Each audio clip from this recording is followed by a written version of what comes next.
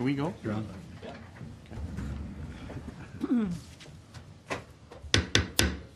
Good evening, members of council, ladies and gentlemen, staff. I see that we have quorum, and I call this special committee of the whole meeting, a planning committee of the whole meeting for February 10th, 2014 to order. It has been moved by Councillor Kersey, seconded by Councillor Lane, that the agenda for the February 10th special meeting of committee of the whole be adopted as circulated. All those in favor? Any opposed? That motion is carried. The next item is the disclosure of pecuniary interest and the general nature thereof. Do any members have any conflicts of interest they need to declare? Can that be so noted, please? Thank you. And now we'll move to a public meeting under the Planning Act. It's regarding a proposed zoning amendment to permit an institutional use located at 170 Highway 20 West. And I have a little notice that I need to read. This is an amendment, as I said, to permit an institutional use. The Planning Act requires under Section 34 that council must hold at least one public meeting for the purpose of informing the public of the proposed amendment to the zoning bylaw. This public meeting has been called to satisfy these requirements. Notice was provided by prepaid first-class mail to all persons who are listed as owners in the last revised assessment roll within 120 meters of the subject property on January 17th. The notice provided information on the property and the proposed amendment to the zoning bylaw. In addition to the planning staff providing information on the application, we also receive any comments which any member of the public may wish to offer. There is an attendance list on the table, which we would ask all present to print their name and complete mailing address if they wish to be notified of the passage of the amendment by council, should this occur.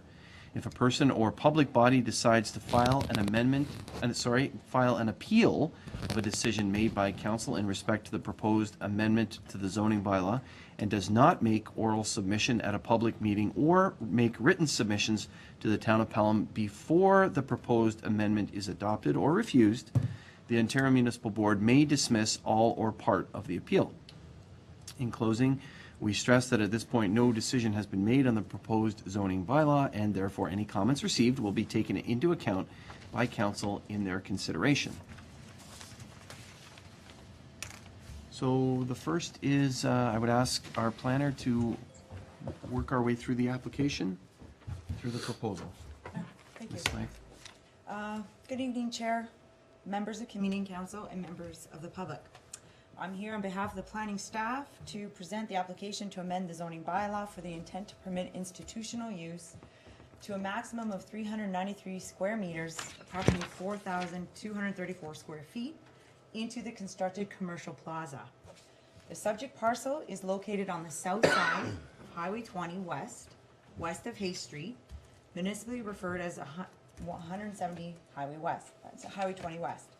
The legal description of the subject parcel is Plan 717, Part 2, under Registered Plan 59R14881, Part Block X.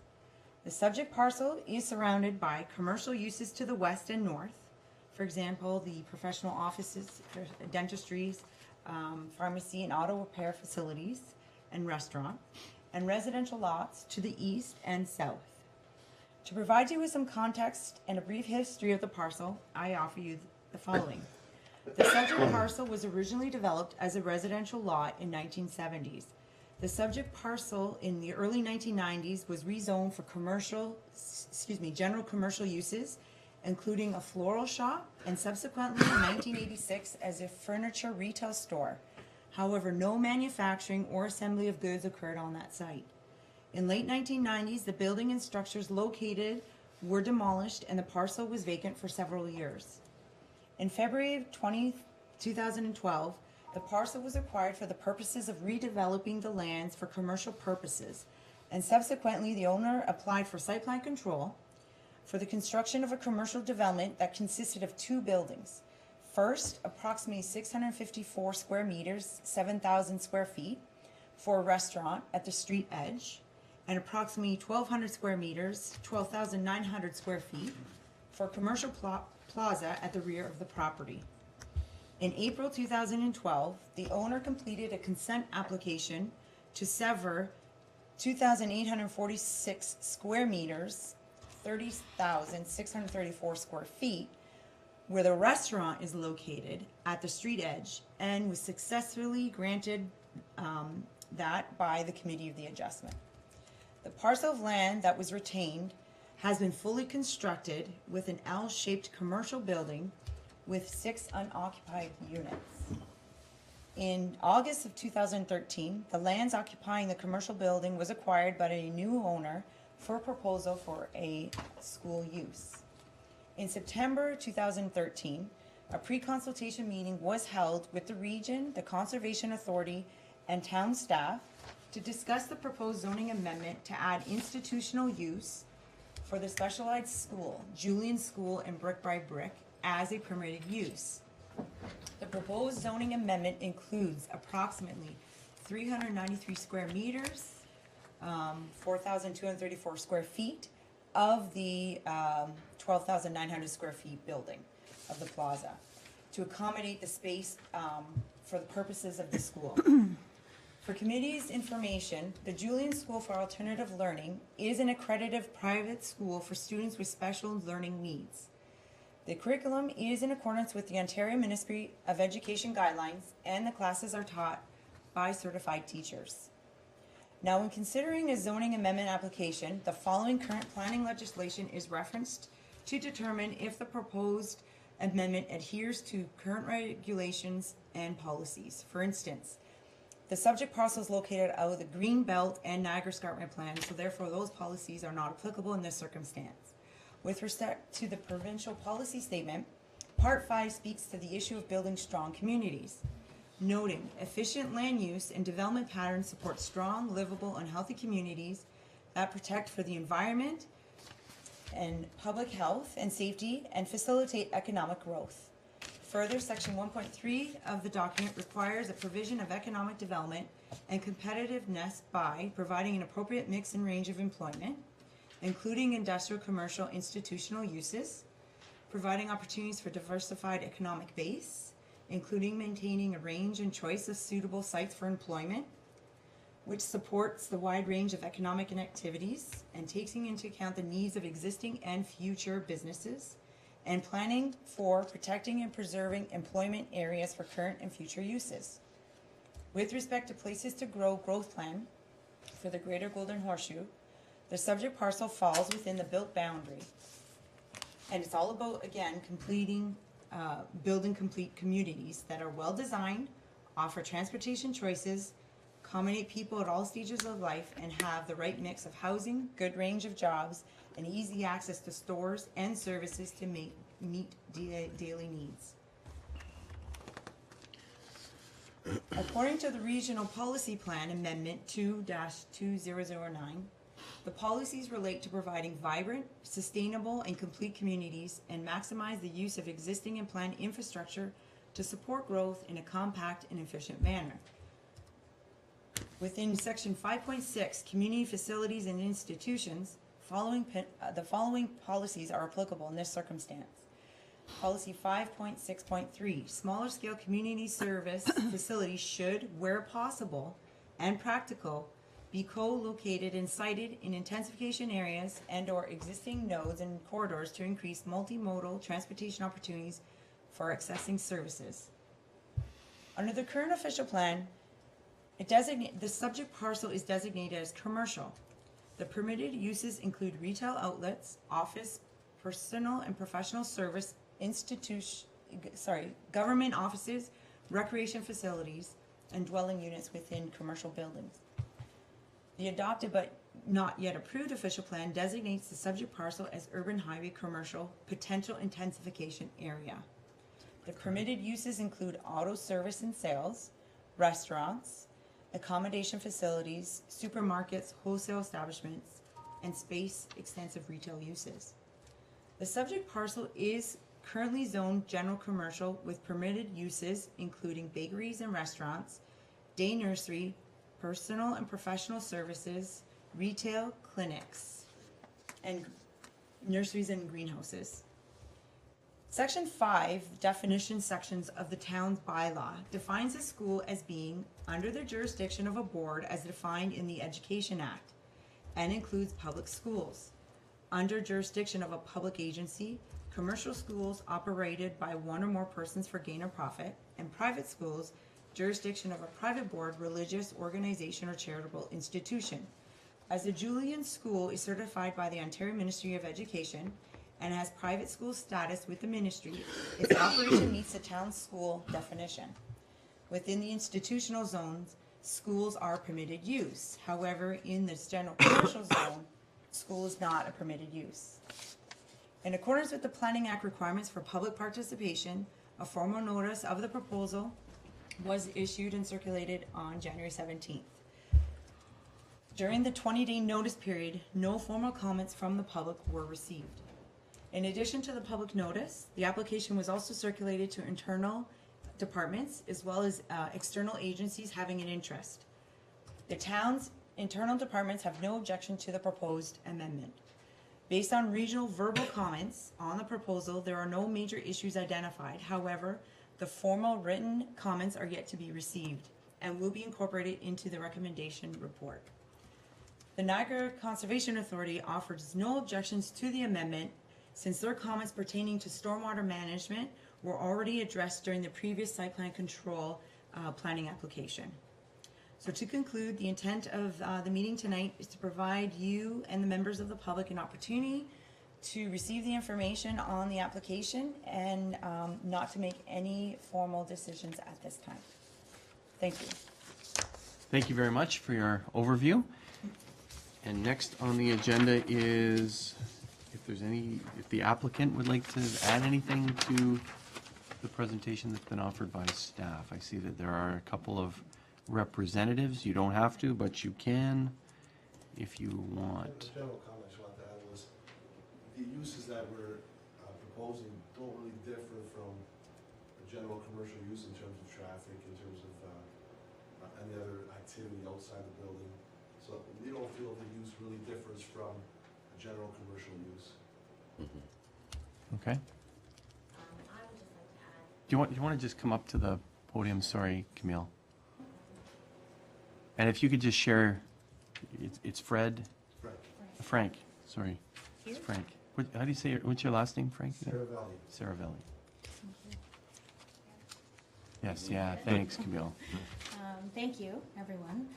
I just really wanted to add a sort of my own, personal piece to this as well. It certainly would be easier to just continue general commercial as I do in my therapy center and in my clinic. But Julian School was really sort of something that was born out of a need for children in this region that doesn't exist, and that's the ability to have a school where they can learn in the way that they do learn, in the way that they can achieve and, sort of reach their potential. So as difficult as it's been in terms of, sort of mapping something different out in our community, I think it really is something that we don't have anywhere in the region for children.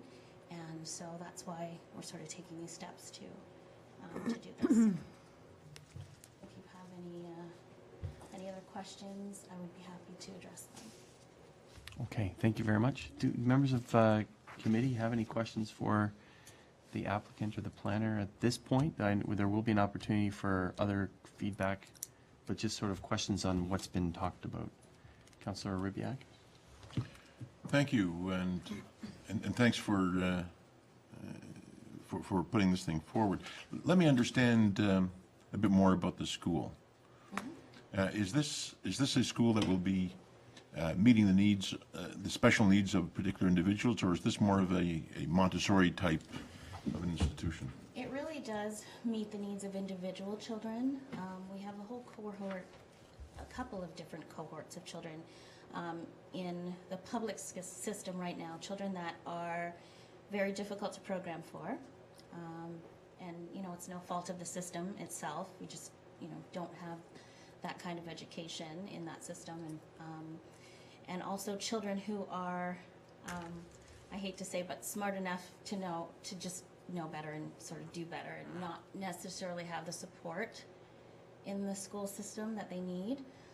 So these are children that, for example, will have very good grades, but maybe socially inept and, as we know, our schools are places where children need to grow socially as well as, you know, emotionally, academically, and every other way. So what Julian School does is really meets the needs of those children and those cohorts. Thank you. Councillor? Thank you. I guess we're not talking about physical disabilities necessarily, We're not. or other disabilities for which particularly trained professionals, I mean, I understand there's going to be teachers. Yes. Sounds to me like we're talking about free-form education, meet the needs of individuals. Absolutely. You know, I don't know if you sort of have experience with children who learn differently, Oh, yeah. who sort of don't, you know, follow that curve. There's probably only about 30% of children that do follow that really nice learning curve. For the rest of the children, they're sort of always catching up. And so for us, and for me specifically, I wanted to have a place where children could access the curriculum and we can specialize their learning so that they can still follow all of the targets of the Ontario curriculum that are required, but we can specialize their particular program so that they learn. So some children learn by doing, they learn kinesthetically. You know, they can't sort of sit at a desk and take in information, that kind of thing. So we have the ability to do all of those different types of learning styles for children. Thank you, Mr. Mayor. Okay, thank you. Councillor Kersey? Thank you, Mr. Mayor. I have a couple of questions, if I may, through you. On your website, you talk about the Julian School concept, but also brick by brick. Could you expand a little bit on the difference between the two? And Absolutely. Brick by Brick is a therapy-based program for children in all areas of development, children, youth, and we're adults. We do a little bit of adult programming as well. So it could be language-based issues, could be social-based issues, cognitive-based issues, all of those things. So we have therapists on staff, psychologists, what have you, to work one-on-one generally with children. It's one-on-one. We do some groups and some partner sessions as well. And Julian School, again, was sort of born out of, if you will, Brick by Brick. And because we do work a lot in partnership with schools, families, communities, you know, it takes a village. I don't mean to be cliche, but it really does. So, you know, it's Brick by Brick's been around for about 8 years. And in that time, I've seen a lot of need and lack, if you will, in that system. So just we had a panel of families and educators a few years back, and you know, just sort of took a poll on what people needed, what you wanted. If you had a wish list for education for children who just learn differently, what would it be? So that's essentially how Julian School started. now a couple of sort of maybe more practical questions. Yes. The Ministry of Education, for sure, with respect to nursery schools, but I think with respect to other schools, impose certain requirements with respect to the amount of natural light Yes. per child. Given the location in the plaza, have you already had the ministry look at this, and have they given you the approval for the amount of natural light that will be entering that space? It is different for private schools. The ministry sort of says, you know, we won't police you the same way and put the sort of the same standards in, but we also won't fund you.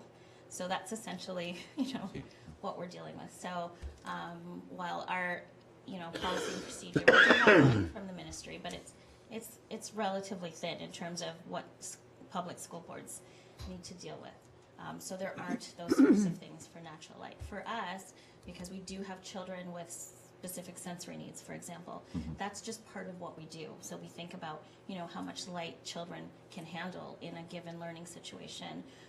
You know, in my therapy center, for example, I have different rooms with different lighting because of that. So it is just a consideration that we have anyways. And just along those same lines, given the location of the plaza and the structure of the plaza, there doesn't appear to be an opportunity for outdoor recreational facilities for the kids. Now, is that because they come and go, you know, they're here for an hour and they're gone, or is it you know, we keep hearing over and over again the importance of outdoor recreation and the interplay that for health of mind and body, and I just wondered about that question. Absolutely. In the therapy center, yes, you're right. They generally do come for a couple of hours and then they're gone. We will have a room within the center itself for movement and sensory, play and those kinds of things. What we generally do within the school, because their day is 6 hours, is we have we go to the YMCA, so we have an agreement with them. So that's where we do all of our sort of health and phys ed and all of that kind of stuff. So we do that with a Y, and then we take each Friday we have a community day. So the whole day is spent outside, like in the community, practicing all of those social skills that they've been learning through the week. Thanks for the clarity. Okay, thank you. Others? Councillor King. Through you, Mr. Chair. Camille, you mentioned funding a few minutes ago, and I'm just wondering, other than tuition, what funding programs you have? For the school, we are a charity, and so we do a lot of fundraisers. So I don't know if you heard about, like in September, we did the Jump for Julian, where we had several Right. people skydiving for us, and we're going to have another. Council another- wanted me to go on that and push me out I'm without a coming for parachute. you. I'm coming for you in September, so it's save the date. Might and do then it we this year, it's an election year. You might push me out this year. Council. So besides fundraising and tuition is where we're at right now. I would be open to any other suggestions, though, of course. I'm relatively new to the world of, charities and fundraising, so not exactly sure how to tap those resources. I hear that they're few and far between, but, we're certainly looking for all of those things. If I may. What is your involvement with FundScript then? We are a member of FundScript right now, so we did a campaign for Christmas, but I happen to love FundScript, so I love gift cards. Just one of those people. So, but yeah, we are a member of FundScript as well. Okay, thank you. Okay, thanks. Others at this point? Just a question. You've answered a lot of questions about the operation of the school and how it impacts the siting. What isn't in the application, or that I'm sure it's in the application, but it's not necessarily in our report, is there a range of how many students will be at the school, sort of your minimum, your maximum, that kind of area? How many youth are we talking about? We have 12 right now, so we're looking to anywhere between 16 to 20 children. So sort of 12's around the minimum, but you're looking for 16 to 20? Yes. Okay. All right. Thank you very much. Thank you. And I think the next portion, that was just to clarify any questions or comments about the presentations. And now is the time for public input. So if you wouldn't mind sitting down for a second, and we'll see, there is a member of the public here, and if he wants to provide input, please give us your name and, yeah, perfect. Vice President of Niagara South Condo Corporation number 12, also known as Lookout Ridge. I'm here actually just to get a little bit more information on the application, and so through you I would ask the planner if I could get a little information. Firstly, the change from commercial to institutional. Are there changes in regard to parking requirements? Ms. Smythe? Through you, Mr. Chair. No, there is not. It seems that the site plan for the commercial use had an efficient accommodation for parking requirements for the commercial space. And understanding that we put a maximum on the institutional because we did not want to remove any of that potential for parking allocations for commercial uses in the future. Based on our calculations, the parking ratio is sufficient to accommodate this use. Okay, thank you. Go ahead, sir. And the questions that follow are related to parking, a little bit to the applicant. How many staff will there be for the 12 students that you presently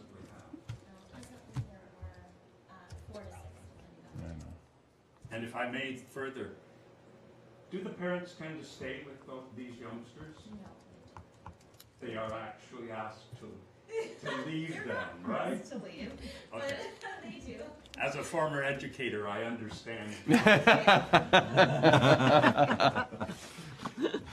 Chairman, Mr. Mayor, I have no further questions. I just simply feel that this plan that I'm hearing about is of excellent quality and something that is badly needed in the community. One very short question. Okay. What age limit are we talking about? In the school, Yes. it's up to grade 8, And they start when? kindergarten. Kindergarten? Not age 2 or 3?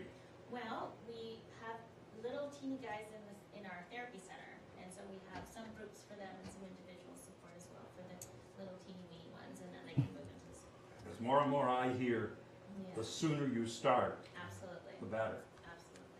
Very supportive of this, Mr. Mayor. Thank you very much. I appreciate you being here and representing the Condo Corporation. Thank you very much for asking those questions.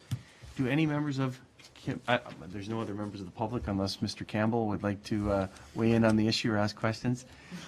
No? Thank you. Now, we move to committee. Does committee have any input, further input or questions? Councilor Ribbiak. Thank you, Mr. Mayor, and my question is with regard to the process, so perhaps the planner can ask this. It seems to me that insofar as the official plan would have provided for an institutional usage for that plot, in any case, that there would be no changes to the building, externally at least, contemplated by this move, and that the amount of use of the property wouldn't change extensively. I'm just wondering why this didn't go through as a minor variance in Committee of Adjustment as opposed to this process. Ms. Smythe? Through you, Chair. That's a very good question. That was entertained at one point. However, if we refer to the zoning bylaw under definitions and the classification for school versus public-private, they're all classified as institutional uses. And because the existing zoning does not allow for institutional use, this was the approach to take. Yes, the clinic component was similar to what the zoning permitted. However, it's the school that did not seem to fit well and to proceed with the variance application for like use. Thank you, Mr. Mayor. And then for clarity, it was brought here because of the change of use as opposed to the change to the property? Is that what I'm understanding? I'm just trying to figure out why this was considered differently than a minor variance. I think it's because it's a zoning change, and Committee of Adjustment doesn't deal with zoning changes, but minor variances. Is that That's correct. a good way to put it? Unless council wants to delegate that authority. I don't think we've delegated that authority yet. No, that isn't the point. Just wanted to understand the difference between the two. So if I may, just for clarity, Yeah. one more ahead. question down that road. So rather than keep the zoning the same and have a minor variance, the determination was made we ought to change the zoning. Because presumably the other decision could have been made, keep the zoning, but have a variance. That's correct. Through the minor variance, when you apply the 4 tests, you look at consistency with the zoning bylaw. And when you apply the whole idea of the school component and how it fits within the zoning bylaw under definitions, there isn't the consistency under the zoning. There's actually there's differences there. I also seeked an opinion from the town solicitor as well on this matter. Good question, I'm not sure. And this was the best alternative and approach to take on this matter. Thank you. Councillor? Thank you. So just a final point. If the official plan were approved at this point, we wouldn't have needed to have this discussion at all because institutional use would have been allowed on this property. That's what I'm reading in the report. Although the official plan designation allows for institutional, the zoning has to conform to that designation, and the current zoning does not conform to that designation. So that is why it constitutes the amendment to the zoning. Okay. Okay, thank you. Thank you Councillor very King? much. Thank you, Mr. Mayor. Through you, Mr. Chair. I think, need some clarification, because with respect to the location for alternative learning, I was of the impression that there had been the plaza at Rice Road and Highway 20 considered during the groundbreaking ceremony as the location for the school. Now, I know that there's the prep school and Julian School, so I don't know whether we're looking at two entities in two different locations, Yeah. or both entities being at the location we're currently talking about. Who wants to answer that? Can you answer that, Ms. Fife? Mr. Chair, through to you. Maybe. The situation located at 200 Highway 20 West, East, I should say. The situation with that is proposed zoning amendment, the region required, it's called a record of site condition. And that's something that's issued from the Ministry of the Environment. And the reason for that is because a school, institutional use, is a more sensitive use than a commercial. So integrating that institution and more sensitive into that location required that record of site condition. When a consultant was acquired to undertake that assessment, they came to realize, one, it was expensive, and two, the likelihood of receiving the record of site condition would not be successful, considering it was commercial and the type of commercial uses there, as well as the commercial uses adjacent to that. That being across the street, there's the gas station. So the record of site condition has to deal with the groundwater conditions. So there's the likelihood of that impacting the ministry issuing that record. And so I believe when that decision came about, or to make a decision, I think it folded at that moment. Okay, thank you, thank you. Okay, thank you. Anything further? Councillor Kersey? Thank you, Mr. Mayor. I'm very supportive of this. I think there's definitely a need. I do have a bit of concern, given the adjacent uses. I know the type of traffic that will be generated in this particular location at certain times of the day. So I have a bit of concern with respect to the safety of the kids. And I've been trying to figure out what some of these symbols mean on the parking. You may have already addressed my concern. Do we have a drop-off and pick-up parking area where people can just pull in? They're not parking. They are close to the entrance of the school. They drop the kid off, boom, and they're gone. Is that what those circular symbols mean on here? Or? Yeah, that's essentially why we have that. There's two handicap spots Yep. to the right. Yep. That's first for the whole building, but obviously all the parking is directly in front of the building. Yes, so the two circles you see are the two handicap logos. The circle are just parking numbers. Oh, I see. Yeah. So is it the plan to designate one or two of the spots, let's just say it would be on the east side of the little entry there, as a drop-off location or something like that, as opposed to a long-term parking for staff or whatever?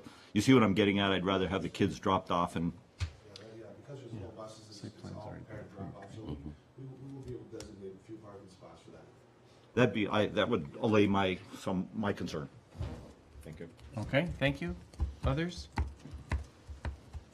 I too think it's a great idea, and given the questioning that Councillor King had about the opportunity there, I think we're all hopeful that your school could be established in that location, and now hopefully this will go through and you can be established in this location. So without any other input from committee, it has been moved by Councillor Durley, seconded by Councillor King, that Committee of the Whole receive the issue sheet report for information as pertains to application file number AM0114, and further that committee direct planning staff to prepare the necessary amending zoning bylaw and present it to council for approval at the regular meeting of February 18th, 2014. Any discussion regarding that matter? There being none, I call the question. All those in favor? Any opposed? That motion is carried. We look forward to that report on February 18th. It has been moved by Councillor Lane, seconded by Councillor Kersey. The special meeting of committee be adjourned, Committee of the Whole be adjourned until the next regular committee scheduled for Tuesday, February 18th, unless sooner called by the mayor. All those in favor? Any opposed? That motion is carried. And that's it. Thank you. This meeting is adjourned. Go, go, go, go, go. Sorry, that was the first one. I had it on the bottom of the screen. Yeah, great, perfect. Are you available at 11?